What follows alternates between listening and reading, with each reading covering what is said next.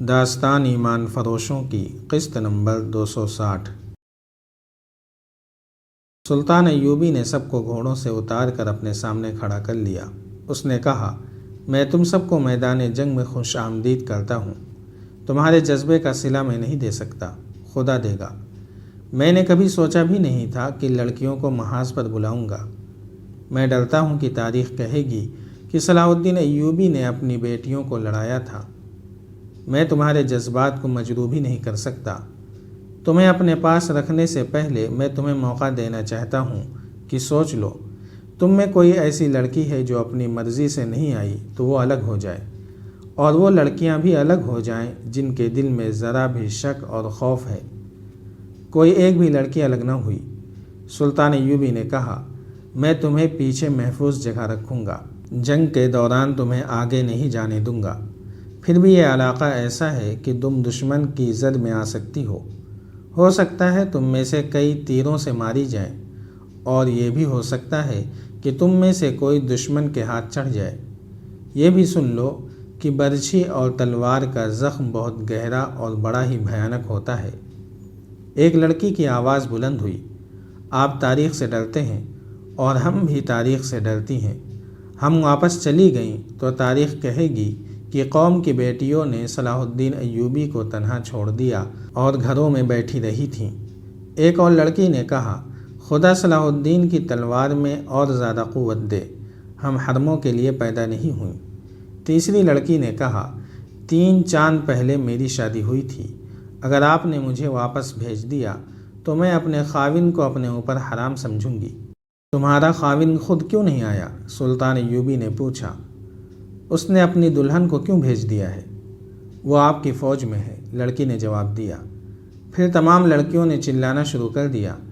اس کے سوا کچھ پتہ نہیں چلتا تھا کہ وہ اپنے جوش اور جذبے کا مظاہرہ کر رہی ہیں۔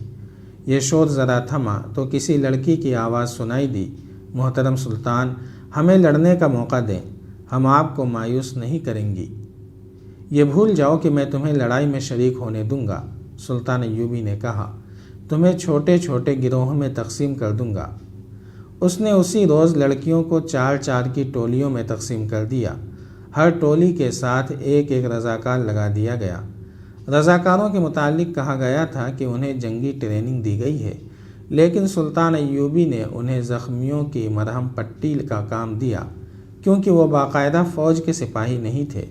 انہیں اپنے فوج کے ساتھ مل کر لڑنے کا تجربہ نہیں تھا۔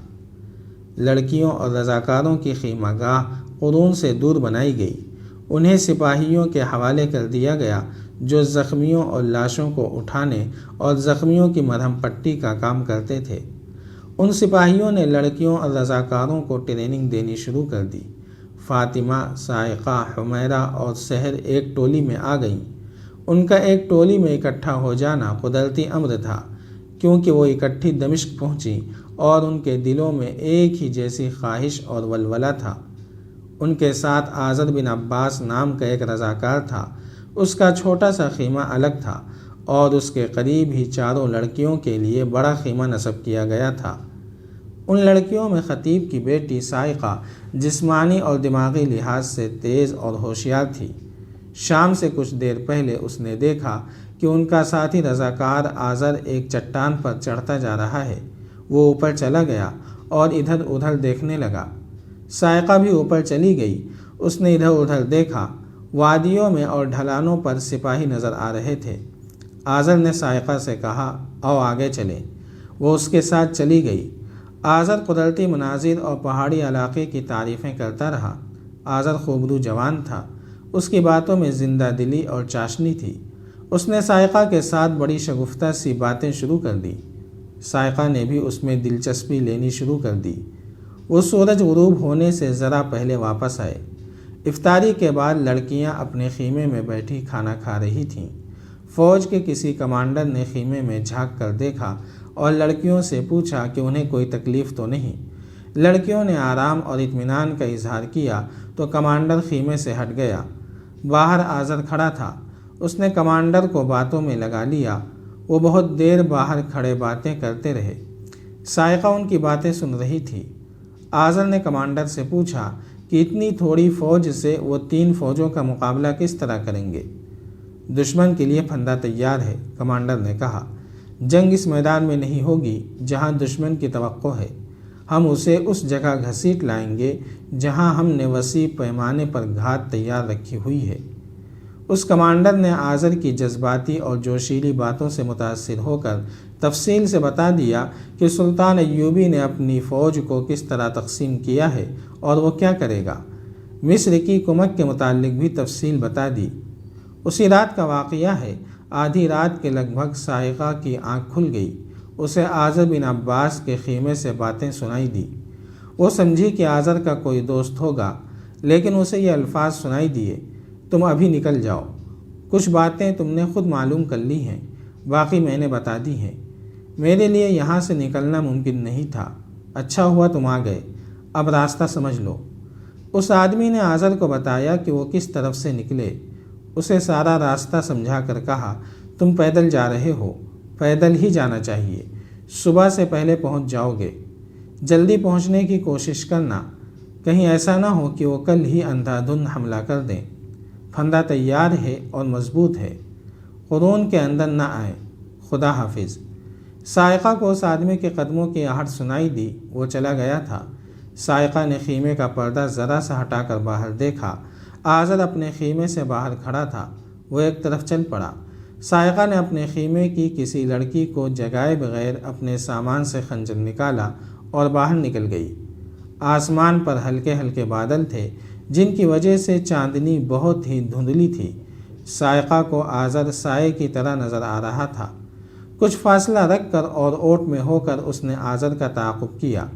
آذر ایک چٹان کے دامن میں ہو گیا اور چلتا گیا۔ صاعقہ بھی اسی راستے پر ہو گئی۔ راستے میں کوئی سنتری یا کوئی اور فوجی ادھر آتا جاتا نظر نہ آیا، اس لیے صاعقہ سمجھ گئی کہ لڑکیوں اور رضاکاروں کے خیمے اگلے مورچوں سے بہت پیچھے لگائے گئے ہیں اور اس سے پیچھے کوئی فوج نہیں۔ صاعقہ کو معلوم نہیں تھا وہاں کئی جگہوں پر فوج موجود تھی، لیکن جو آدمی آذر کے پاس آیا تھا وہ اسے ایسا راستہ بتا گیا تھا جو اسے فوج کی نظر سے بچا سکتا تھا۔ وہ ایک کٹی ہوئی چٹان کے اندر چلا گیا۔ صاعقہ رکی۔ ذرا دیر بعد وہ بھی چٹان کے کٹاؤ میں داخل ہو گئی۔ آگے وادی تھی جس میں درخت بھی تھے۔ آذر کسی درخت کے پیچھے رک جاتا، ادھر ادھر دیکھتا اور چل پڑتا۔ صاعقہ کے بھی چلنے، رکنے اور چھپنے کا انداز یہی تھا۔ کچھ دور اونچی پہاڑی کا دامن آ گیا۔ صاعقہ بھی اس میں داخل ہوئی تو یخ ہوا کے تیز و تند جھونکے نے اس کے پاؤں اکھاڑ دیے اور اس کا جسم سن ہونے لگا۔ آذر نے کسی شک کی بنا پر پیچھے دیکھا اور رک گیا۔ صاعقہ بڑے سے ایک پتھر کے پیچھے بیٹھ گئی۔ آذر آگے کو چل پڑا۔ صاعقہ اٹھی اور جس طرف پہاڑی کا سایہ تھا اس طرف ہو گئی۔ درے سے باہر نکلے تو کھلا میدان تھا۔ آذر تیز چل پڑا۔ صاعقہ نے بھی رفتار تیز کر دی۔ وہ عورت تھی، بہت سا فاصلہ طے کر چکی تھی، ٹھنڈ بھی تھی اور نیچے پتھر تھے۔ وہ تھک گئی۔ یہ تو اس کا جذبہ تھا جو اسے تعاقب میں چلایا جا رہا تھا۔ اب وہ اس سوچ میں پڑ گئی کہ اس تعاقب میں انجام کیا ہوگا۔ اگر آذر دوڑ پڑا تو وہ اس تک نہیں پہنچ سکے گی۔ وہ جس شک پر اس کے تعاقب میں گئی تھی وہ یقین میں بدل چکا تھا۔ آذر دشمن کی طرف جا رہا تھا۔ صاعقہ نے تعاقب کا یہ پہلو تو سوچا ہی نہیں تھا کہ اسے پکڑے یا پکڑوائے گی کیسے۔ اب تو وہ بہت تیز چل پڑا تھا۔ اگر اسے پکڑنا ہی تھا تو یہ 2 بدو مقابلہ تھا۔ صاعقہ کے پاس خنجر تھا۔ اس نے خنجر زنی کی تربیت موصل میں اپنے باپ سے لی تھی، لیکن وہ صرف تربیت تھی، دشمن سے کبھی مقابلہ نہیں ہوا تھا۔ یہ دشمن تنومند مرد تھا، کیا صاعقہ اسے زیر کر کے پکڑ سکے گی؟ وہ سوچتی گئی اور تیز چلتی گئی۔ آذر اچانک رک گیا اور اس نے پیچھے دیکھا۔ صاعقہ کے قریب ایک درخت تھا۔ وہ پھرتی سے درخت کی اوٹ میں ہو گئی۔ درخت کے ساتھ جگہ ذرا بلند تھی اور وہاں پتھر تھے۔ صاعقہ کا پاؤں پتھروں پر پھسلا اور وہ گر پڑی۔ رات کے سکوت میں پتھروں کی آواز بہت اونچی سنائی دی۔ آذر پیچھے کو آیا۔ صاعقہ نے اسے آتے دیکھ لیا۔ وہ اٹھی نہیں، درخت کے پیچھے بیٹھ گئی اور آذر کو دیکھتی رہی۔ اس نے خنجر نکال لیا۔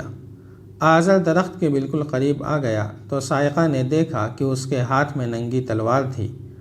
آذر درخت سے ذرا آگے ہوا تو صاعقہ نے اس کے پاؤں پر جھپٹا مارا اور اس کے دونوں ٹخنے پکڑ لیے۔ وہ اب پیٹ کے بل تھی۔ اس نے پوری طاقت سے آذر کے ٹخنے پیچھے کو کھینچے۔ وہ منہ کے بل گرا۔ دوسرے لمحے صاعقہ اس کے پیٹ پر گھٹنے رکھ چکی تھی اور اس کے خنجر کی نوک آذر کی گردن پر تھی۔ یہ عمل 2-3 سیکنڈ میں مکمل ہو گیا۔ جاری ہے۔ اگر آپ کو یہ قسط وار سلسلہ پسند آ رہا ہے تو لائک، شیئر اور کمنٹ کے ذریعے ہماری حوصلہ افزائی کریں۔ جزاک اللہ خیرا۔